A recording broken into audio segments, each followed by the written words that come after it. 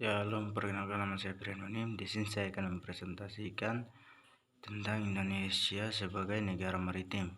Mengembalikan jati diri Indonesia sebagai negara maritim. Fakta sejarah menunjukkan bahwa nenek moyang bangsa Indonesia adalah pelaut ulung. Penemuan situs prasejarah dan data-data sejarah kebaharian Nusantara membuktikan bahwa nenek moyang bangsa Indonesia dengan teknologi perkapalan yang dimiliki pada zamannya sudah mampu mengarungi samudra luas lintas benua melalui aktivitas pelayaran dan perdagangan. Meski demikian, karakter kepulauan dari wilayah Indonesia telah memberikan akses yang sangat mudah bagi pengaruh bangsa-bangsa lain. Fakta bahwa Kepulauan Nusantara menghasilkan banyak komoditas berlimpah dan bernilai ekonomi tinggi menjadi magnet tersendiri bagi para pedagang dan penakluk asing untuk datang. Taklak, sejarah telah mencatat bahwa pulau-pulau dan laut di Nusantara menjadi medan pertempuran bagi banyak kekuatan. Perang dagang, ekonomi, dan politik sejak era kerajaan hingga era kolonialisme telah mewarnai perjalanan dan dinamik sejarah bangsa Indonesia. Lanjut, potensi fisik maritim Indonesia. Wilayah pesisir dan laut Indonesia dipandang dari segi fisik terdiri dari perairan Nusantara. Potensi pembangunan maritim Indonesia. A. Sumber daya yang dapat diperbarui seperti perikanan, tangkap, budidaya, dan pasca panen. B. Hutan mangrove, terumbu karang, industri bioteknologi kelautan, dan pulau-pulau kecil. C. Sumber daya yang tidak dapat diperbarui seperti minyak bumi dan gas, bahan tambang, dan mineral lainnya, serta harta karun bawah laut. Potensi sumber daya pulih maritim Indonesia. Wilayah pesisir dan lautan Indonesia dipandang dari segi perikanan meliputi perikanan laut, pelagis besar, pelagis kecil, demersal, ikan sejarah, dan politik maritim Indonesia, karang, lobster, kepiting, rajungan, dan cumi-cumi. Perikanan budidaya air laut seluas 8,3 juta yang terdiri dari 20% untuk budidaya ikan, 10% untuk budidaya kekerangan, 60% untuk budidaya rumput laut, dan 10% untuk lainnya. Lanjut, potensi sumber daya tidak pulih maritim Indonesia.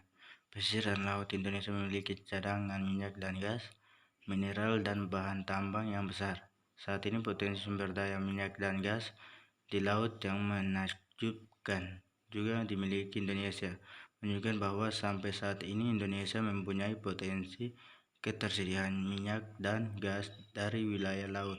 Lanjut, potensi jasa kelautan. Sektor pariwisata merupakan sektor yang paling efisien dalam bidang kelautan, sehingga pengembangan kepariwisataan bahari perlu mendapatkan prioritas di Indonesia. Pembangunan sumber daya wisata bahari dapat dilaksanakan melalui pemanfaatan objek dan daya tarik wisata yang dilakukan secara optimal.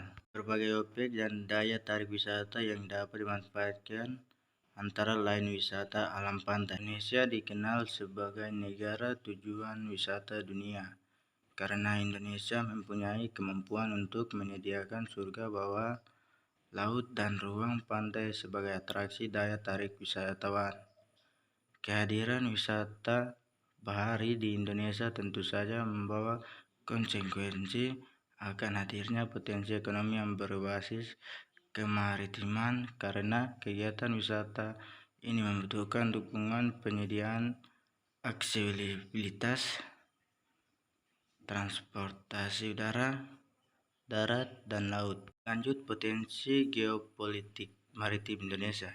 Indonesia memiliki posisi strategis antara benua yang menghubungkan negara-negara ekonomi maju. Posisi geopolitik strategis tersebut memberikan peluang Indonesia sebagai jalur ekonomi. Misalnya, beberapa selat strategis jalur perekonomian dunia berada di wilayah NKRI, yakni Selat Malaka, Selat Sunda, Selat Lombok, Selat Makassar, dan Selat Ombay Wetar. Geopolitik ini dapat digunakan Indonesia sebagai kekuatan Indonesia dalam percaturan politik dan ekonomi antar bangsa. Sementara itu, Indonesia sebagai suatu kesatuan politik yang mengikat beribu pulau dan beratus suku bangsa menunjukkan adanya perkembangan sejarah, dinamika, faktor hubungan antara pulau, antar suku bangsa, dan antar bangsa. Sekian dan terima kasih.